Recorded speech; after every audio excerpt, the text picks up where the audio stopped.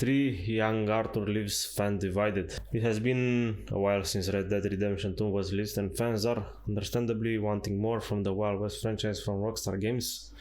While we have no concrete information on Red Dead Redemption 3, you can't help but think Rockstar Games will return to the franchise once the dust settles on GTA 6. Players were recently treated to the original RDR and its stellar DLC. Yeah, great game, by the way. While we wait, conversation about the protagonist for a third game has been happening over on Reddit. I'm still playing this over Xbox 360, over my old Xbox, with one user posting a simple question: would you like if RDR 3 took place in the past and you played as Arthur again, but this time in his younger version?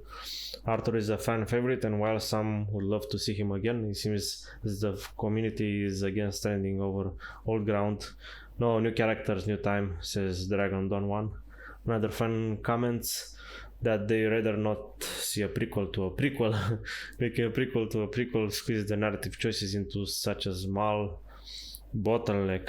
Narrative choices. Yeah, I think they'll have to connect the prequel with the RDR2.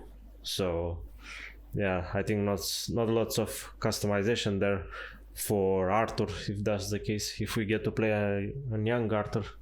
But what do you think about this? There are other ideas from players, like this one from Witty, who said if we are going that route with it, let's make it interesting and have Dutch or Horsey be the player character. I'd love to play one of those. That will be a great idea, and show us how the gang got where it did. That will be a strong idea, strong argument for us. Enthusiasm for the idea is slim throughout the discussion, with one fan pointing out that a lot of people don't get RDR2 is the backstory. While it's always nice to pine after a favorite character and want to see more of them, it could end up hurting the franchise or indeed the character's arc. Yeah, if they do the story bad and it doesn't connect with the second RDR, it will be bad. It will bring RDR story down a bit too, because if you play the new one first, and then you're kinda not gonna play RDR2 if the prequel to the prequel is bad. the new one they make, RDR3. As this user puts it, yeah, to be honest, I think the gang story is done. There's a lot more potential with a new story. This isn't to say that the fans will enjoy a small cameo, perhaps running into Arthur for one mission, if indeed the times overlap. Yeah, that will be a good idea, I think. As a mission, let's check out this. As a complete surprise, you also like and subscribe to this guy. This week, and it almost looks like they don't want you to know about it because they are not in a news wire, and only on Twitter they mentioned it briefly. But it looks like most people are reading their social media simply to say something like "Don't care, GTA 6 when." But anyway, they actually added this map. It's called The Market, and it's probably because they don't want you to know. No, I don't play this that much, but I found it cool at the start, at least. The first mission, which is a shame because map is fun, immersive, and I would say balanced. By the way, to start any Call to Arms map, you need to open left menu, go to if you don't have Mary Call to Arms, just check your mailbox. And so it was really unexpected to see a new map, not only because they haven't made I think this is cool in this time of year in the newswire, but also because there was no new Halloween Call to Arms maps this year. It's also interesting that they removed Emerald Ranch Call to Arms map, so we still have maps available, just one is new. By the way, I think it's possible that in the last 2 weeks of a winter event they will add 2 more Call to Arms maps, because in previous years we were also receiving 3 new maps. There is no official information from Rockstar. It could be a surprise or could be nothing. But as for this new Call to Arms map, they need a really fun one. It has really intense fights, but also enough room to lots of things to cover under different play styles. Yeah, I think it's cool. I cannot say that it's the map is cool map, but you still have to be careful, especially with these dynamite barrels. They're really dangerous because quite often you will not see them. That adds a nice touch and some strategic a bit tactical. These will shoot into this dynamite and the explosion will kill you. So items will start toying between the waves to run around and destroy all these explosives. So yeah, I really enjoyed this map. I will try to complete it solo on a stream. That's a nice choice too to have this week, but unfortunately matchmaking is still almost non-existent, so unless you have friends to play with, you almost always will be in Call to Arms alone. And even though there are double Why alone? Is not people playing this game anymore?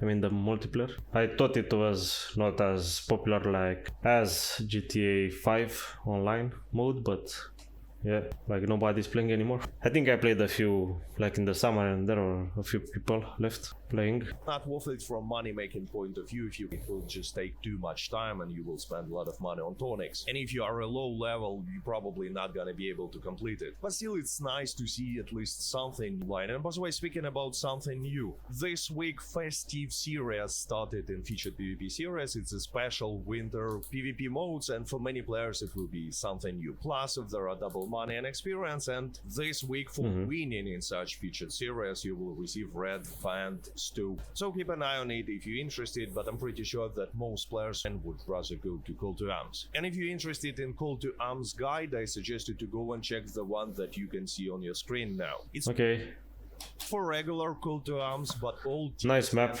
Till we have more from this RDR3 maybe. Redemption 2 gets new fan mission that lets you save Arthur. Also, this is spoilers. This has spoilers, so be careful. Arthur still breaks my heart. What if we told you there's a way to save Arthur Morgan in RDR2? This would be amazing, right? RDR2, a prequel to the 2010 game starring John Marston, is considered to be one of the greatest video games of all time and suggested by its Metacritic score of 97. This also spoiled me because I didn't finish the game, so spoilers for the end of the game.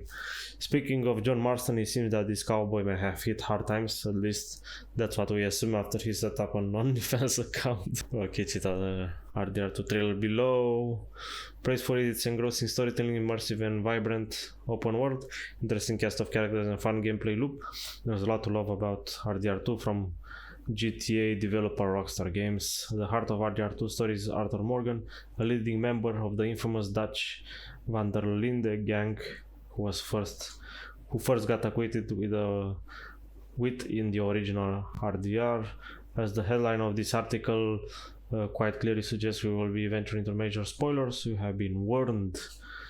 Another spoiler warning here. There's a point in RDR2 when Arthur Morgan gets tuberculosis, which back in the 1800s was absolutely lethal. It can still be lethal today, but it's treatable. However, back then you were as good as dead. I can remember distinctly when Arthur began to show the symptoms. I know what was happening, and I searched to see if there was a way in game to save him, whether it's a cure or a particular dialogue choice. Sadly, there's no feature way to save Arthur, which is why after I had finished RDR2, I have never played it since. Hey, don't judge me, Arthur is one of my favorite characters and I'm not putting him through that again. Like, he's a human person. He treats him like a human person, but I know what he means.